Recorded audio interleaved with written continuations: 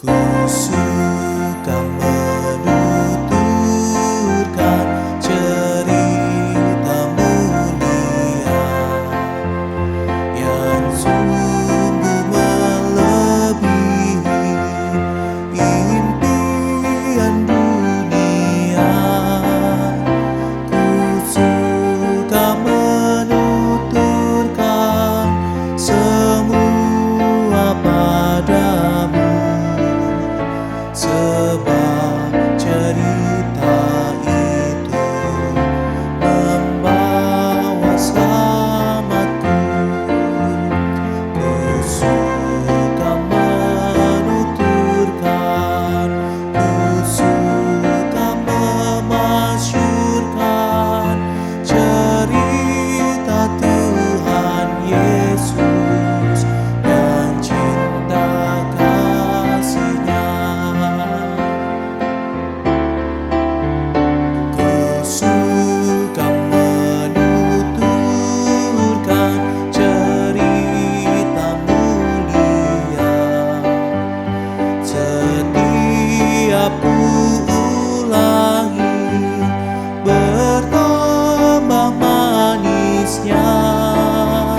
Ku suka menuturkan sabdanya yang besar, dan yang belum percaya supaya mendengar. Ku suka menuturkan, ku suka memasyurkan cerita Tuhan Yesus dan cinta kasih-Nya.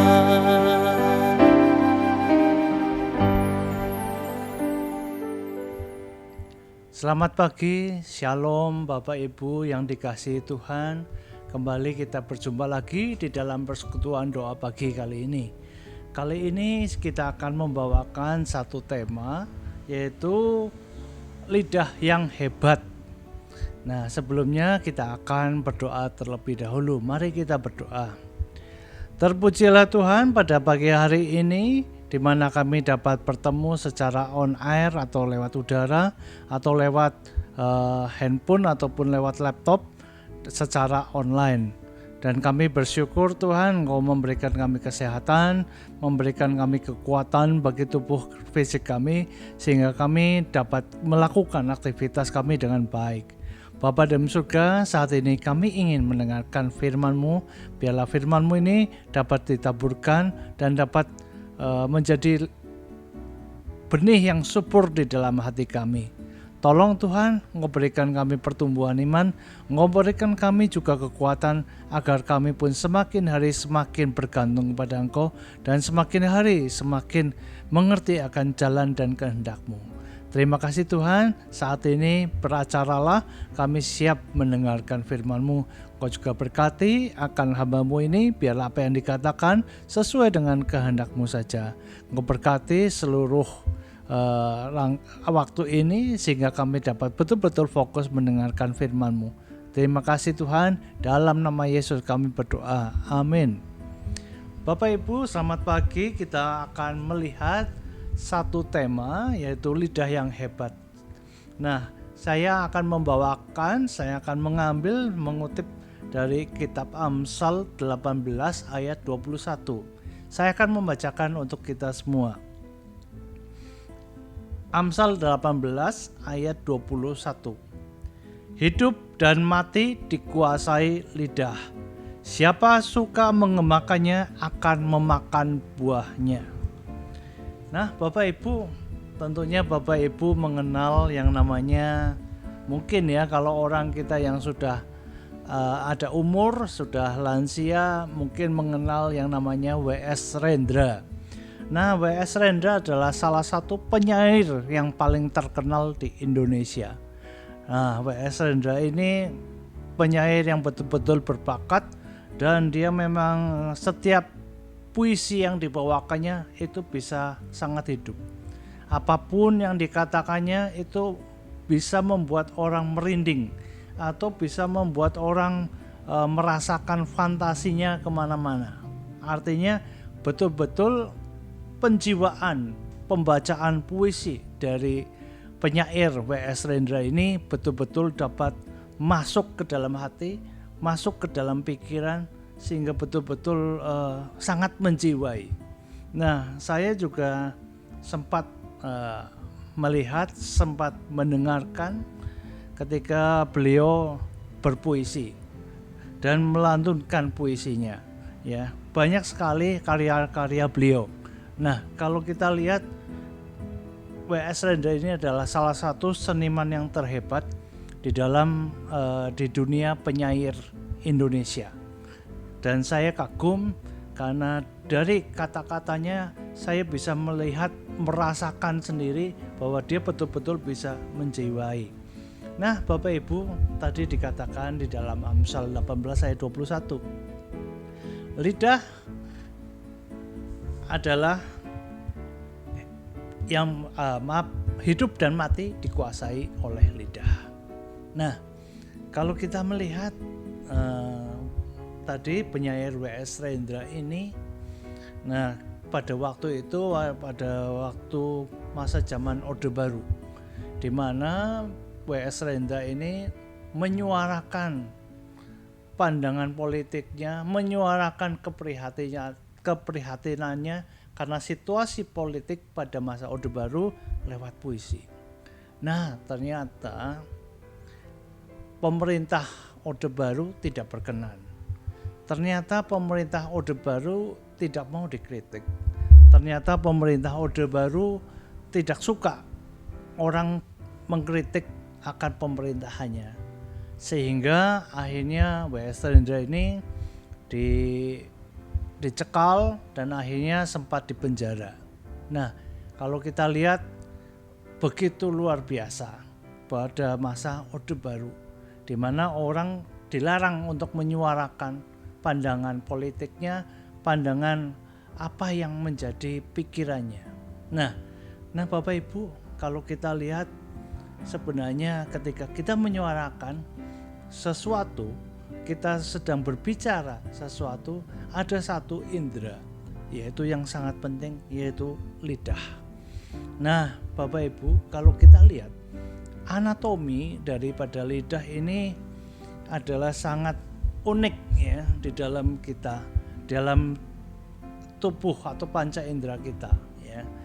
Pertama, lidah ini adalah lidah yang tidak mempunyai tulang.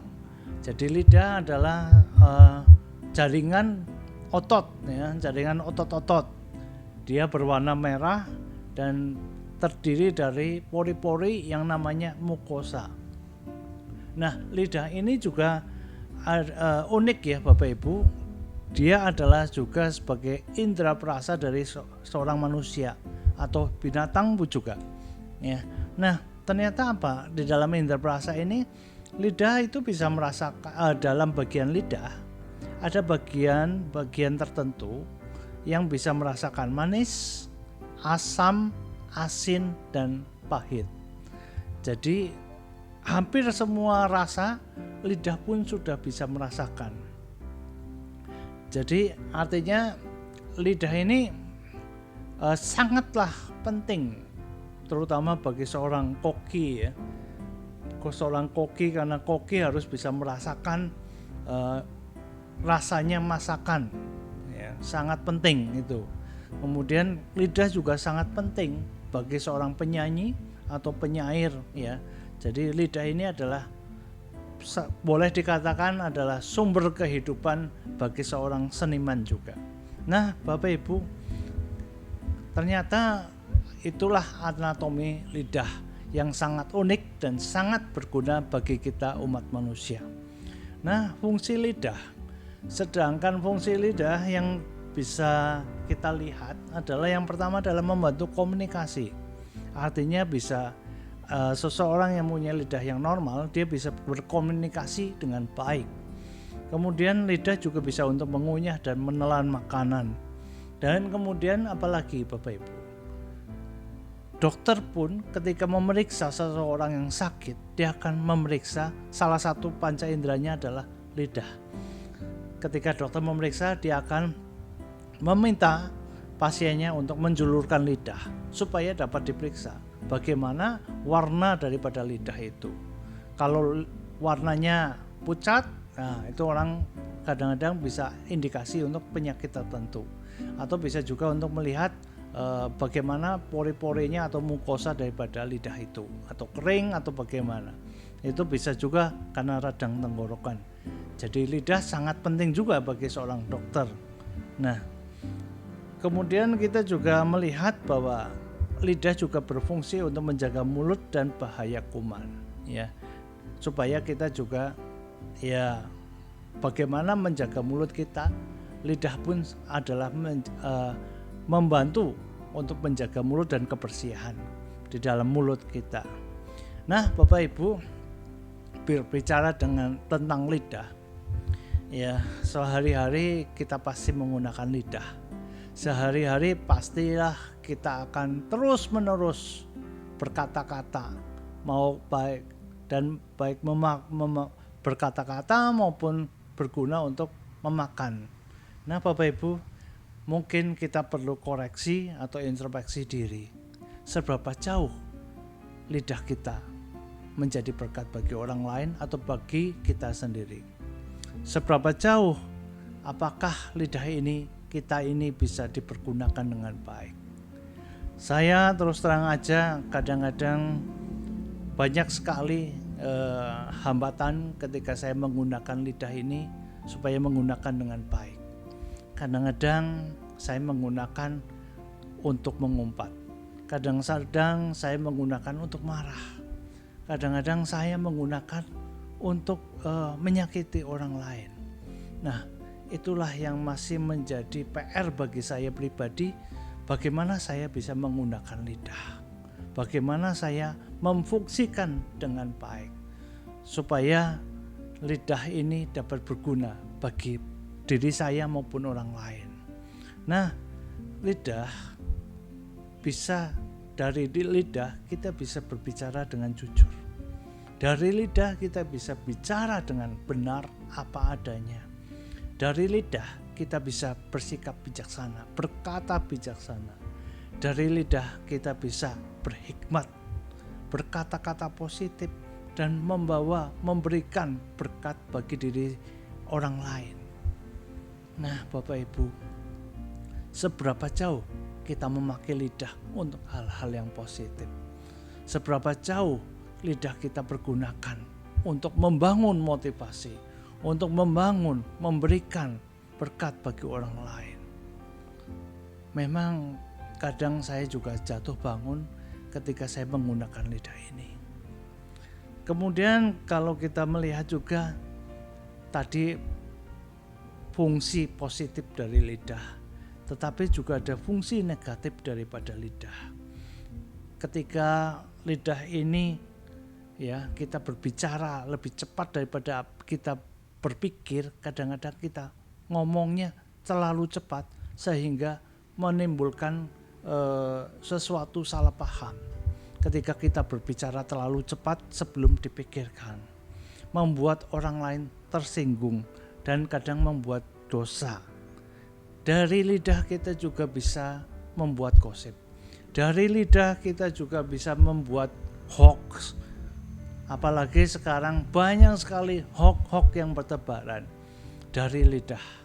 Tapi juga kita bisa juga dari lidah kita berbicara kotor, berbicara najis, kosong, tidak berguna. Dan dari lidah kita pun bisa memberikan kutuk kepada orang lain.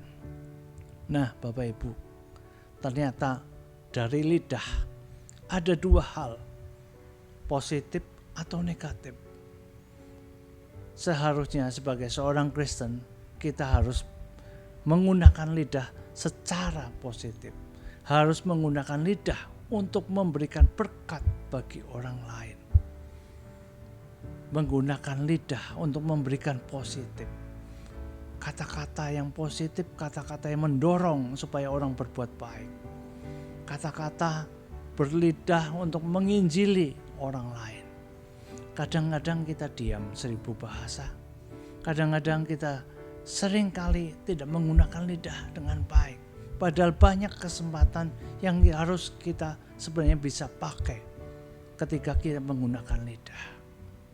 Nah, Bapak Ibu, marilah kita berjuang. Marilah kita menggunakan lidah untuk hal-hal yang positif. Ternyata banyak sekali hal-hal positif yang bisa kita lakukan. Bukan hanya untuk manusia saja, ternyata ketika kita berbicara dengan hewan, kita akan menggunakan kata-kata yang positif lewat lidah juga. Hewan akan bisa jinak, hewan akan bisa merasakan ketika kita memberikan kata-kata yang lembut, lemah lembut. Tetapi ketika kita memberikan kata-kata yang penuh amarah, hewan merasa juga akan mulai terasa tidak enak orang ini. Dengan lidah kita juga bisa berkata-kata dengan tumbuh-tumbuhan, ya, seperti di Amerika atau di Jepang atau di Eropa, orang-orang kadang-kadang berkata kepada tumbuhan. Memang secara psikologis ada fungsinya. Ketika dia berkata kepada tumbuhan, ayo kamu hidup subur, kamu bisa berbunga dengan lebat, itu bisa juga, ya, karena tumbuhan adalah makhluk yang hidup juga. Demikian juga hewan, ya, dari lidah kita juga bisa menjinakkan hewan-hewan. Nah, Bapak Ibu, banyak hal positif yang bisa kita lakukan ketika kita menggunakan lidah. Janganlah kita menggunakan lidah itu untuk suatu kutukan, untuk suatu celaan, untuk suatu hinaan, untuk suatu gosip atau hoax, tapi kita menggunakan lidah dengan baik. Bersikaplah bijaksana ketika kita menggunakan lidah, karena dari lidah bisa menjadikan kita hidup atau menjadikan kita mati. Ketika kita salah mengomong, ketika kita salah mengucap, ketika salah menggunakan lidah ini, bisa jadi kita akan menjadi orang yang dibenci, orang yang tidak disukai, dilecehkan, ataupun dari lidah pun kita bisa dipenjara atau diadili oleh orang lain. Nah, Bapak Ibu yang dikasihi Tuhan, marilah kita berkata-kata dengan benar.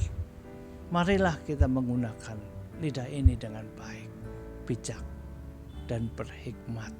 Itulah yang dimauinya Tuhan ketika kita sudah mendapat karunia lidah. Sesuatu yang kecil tapi sangat berguna. Sesuatu yang kecil tapi bisa mengendalikan seluruh dunia, terutama seluruh kehidupan kita. Demikian firman Tuhan pada pagi hari ini. Terima kasih, Tuhan memberkati kita semua. Amin. Bapak Ibu, kita akan masuk ke dalam doa syafaat. Kita akan masuk ke dalam beberapa pokok doa syafaat. Mari kita berdoa. Terima kasih Tuhan atas firman-Mu. Biarlah kami pun dapat mengerti, ternyata kami diberikan karunia yang sangat-sangat luar biasa di dalam kehidupan kami, yaitu lidah. Sesuatu yang tidak berguna, mungkin kecil kelihatannya, tetapi di balik semua itu ternyata sangat-sangat berguna untuk kami. Dan ketika kami diberikan, biarlah kami pun dapat menggunakan lidah ini dengan baik, dengan bijak, dengan penuh hikmat. Dan biarlah kami dapat membangun kata-kata yang positif, memberikan motivasi, memberikan doa, memberikan berkat bagi orang lain. Dan biarlah kami pun menggunakan lidah tidak untuk berkata-kata kotor, berkata kosong, tidak berguna, berkata fitnah, berkata hoax, berkata gosip, dan semuanya yang tidak berguna. Tolong biarlah memberikan kami kekuatan untuk dapat mengendalikan lidah ini. Terima kasih Tuhan atas firman-Mu ini, dan biarlah kami pun saat ini juga berdoa untuk saudara-saudara kami atau bagi orang tua kami yang saat ini sudah lanjut usia, di dalam kelemahan fisik, biarlah Engkau terus memberkati mereka. Terima kasih Tuhan, biarlah Engkau terus memberikan pertumbuhan iman kepada mereka. Berkati juga untuk beberapa saudara kami yang masih sakit, baik di rumah maupun di rumah sakit. Engkau berikan kesehatan kepada mereka, kesembuhan dan pemulihan, agar mereka pun dapat pulih. Terima kasih Tuhan, Engkau juga berkati untuk para pengerja kami, untuk para pendeta kami, berkati Pak Adon beserta keluarga, dan pendeta emeritus Yuli Nina Purwanti. Engkau berkati agar mereka pun terus berikan kesehatan, agar mereka pun dapat melayani Engkau dan melayani umat dengan baik. Bapa di dalam surga, biarlah Engkau juga berkati kami untuk rezeki kami, maupun untuk aktivitas kami, maupun pekerjaan kami. Kami percaya bahwa Engkau adalah sumber berkat, sumber dari segala sumber, dan biarlah kami pun semakin hari semakin bergantung pada Engkau. Dan saat ini kami juga berdoa untuk pemerintah kami, untuk presiden beserta jajarannya, dari atas pusat sampai ke bawah. Berkati, biarlah mereka pun dapat memerintah kami dengan bijaksana. Dan biarlah Engkau juga berkati kondisi perekonomian dunia maupun di Indonesia. Berkati, biarlah kami pun dapat melalui kondisi perekonomian yang lesu ini dengan baik.